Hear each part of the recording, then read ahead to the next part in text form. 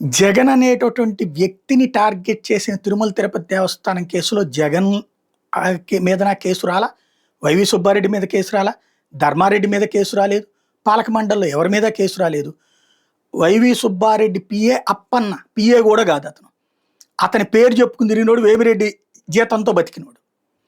అతను బోలేబాబా వాళ్ళని బెదిరించుకున్నాడు, తిన్నాడు. బోలేబాబా వాళ్ళే దుర్మార్గం చేశారు. ఏంటయ్యా అంటే వాళ్ళు చేసింది, వాళ్ళకి పాలు ఉత్పత్తి చేసే సామర్థ్యం లేదు, ఆవులు లేవు.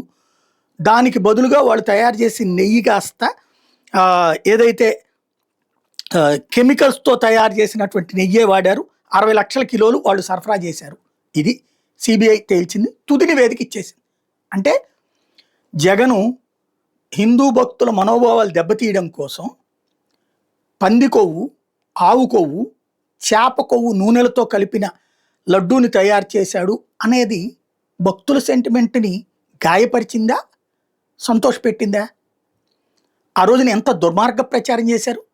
చివరికి సుప్రీంకోర్టు ఆపింది, నోరు మూసుకోండి, మీరు బయట మాట్లాడకండి, అసలు ముందు అదేందో తేలనివ్వండి. ఇప్పుడు ఏం తేల్చింది సిబిఐ? అదేమి లేదని తేల్చింది కదా. తేల్చింది ఏంటి? ఇక్కడ వీళ్ళు కల్తీ నెయ్యి ఇచ్చారు, ఎస్ అరెస్ట్ చేయి, జైల్లో. ఇప్పుడు ఎవరి మీద కేసులు పెట్టారు? మొత్తం సిబ్బంది మీద, అంతే కదా. ఆ అప్పన్న అనేవాడి మీద కూడా, వాడికి వాళ్ళకి ఉన్నటువంటిది.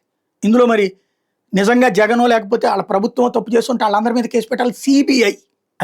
అదే సిట్ అయితే వీళ్ళందరినీ పట్టుకుని వీళ్ళని 100 రోజులు విచారణలు, దాని పేరుతో అదిగో ఇట్లాని రోజు దేవుడిని మనం దుర్మార్గంగా వాడుతున్నాం. నెయ్యి ఖచ్చితంగా ఈ పాపం చేసిన వాళ్ళు మట్టి కొట్టుకుపోతారు. ఈ నెయ్యి తయారు చేసింది అదైనా సరే. లేదు, ఇది రేపు పొద్దున్న దర్యాప్తులో, ఇది కేవలం దర్యాప్తే, కోర్టులో మళ్ళీ తేల్చి చూపించాలి. అక్కడ వాళ్ళకి, ఇక్కడ కోర్టు సిబిఐ ఏం తేల్చింది, వాళ్ళకి ఆవులు లేవు, ఇట్లాంటి నెయ్యి తయారు చేశారని అంచనా వేసింది. కానీ ఆవులు ఉంటాయి, ఇప్పుడు ప్రతి డైరీకి ఆవులు గేదెలు ఉన్నాయా, వేరే వాళ్ళ దగ్గర నుంచి తీసుకుంటారు. అట్లాగా కాదా అన్నది రేపు పొద్దున వీళ్ళు కోర్టులో ప్రూవ్ చేసుకోవాలి. వీళ్ళు కనుక ప్రూవ్ చేసుకుని మేము బయట పబ్లిక్ నుంచి కలెక్ట్ చేసి తీసుకొచ్చాం పాలు అంటే కేసు ఉండదు, తర్వాత కొట్టివేయబడుతుంది. అలా కాకుండా వీళ్ళు ఈ నకిలీదే కల్తీదే తయారు చేశారని ఖచ్చితంగా శిక్షించబడతారు. అది పసిగట్టలేకపోయినటువంటి టీటీడీ సిబ్బంది వాళ్ళ దగ్గర ఉన్న ఎక్విప్మెంట్తో వాళ్ళు పరిశీలిస్తారు. ఆ ఎక్విప్మెంట్తో కల్తీ వచ్చిన వాటిని తిప్పి పంపించారు. ఇది కనిపెట్టగలుగుతుందా ఆ మిషనరీ? కాదు అంటే ఆ ఉద్యోగులు బయటకు వచ్చేస్తారు. ఇదంతా ఒక టెక్నికల్ కాన్సెప్ట్తో ముడిపడింది. అయితే అక్కడ ప్రచారం ఎక్కడికి తీసుకెళ్ళాం మనం? పంది మాంసం, కొవ్వు, ఇవన్నీ. నాకు ఆ రోజున అనేక మంది బ్రాహ్మణులు, నేనే స్వామీజీలతో కూడా మాట్లాడిచ్చా, ఇంటర్వ్యూ కూడా చేశా, ఎవడు చేసినా అది పురుగులు పట్టిపోతారు అన్నటువంటిది. ఖచ్చితంగా ఇప్పుడు అది తప్పుడు ప్రచారం చేసిన వాళ్ళు ఏమవుతారు? దేవుడి ప్రసాదం తినేవాళ్ళు అనేక మంది బ్రాహ్మణులు ప్రాయశ్చిత్త మంత్రం చేశారు, ప్రాయశ్చిత్త పూజలు చేశారు. నాకు తెలియకుండా నా జీవితంలో నేను లడ్డూ తిని ప్రసాదం అనుకుంటే ఇట్లా జరిగిందా అన్నటువంటి అంతమంది సెంటిమెంట్స్ని గాయపరిచారు. ఇప్పుడు ఇదైనా సరే నిజమైతే ఖచ్చితంగా శిక్షే.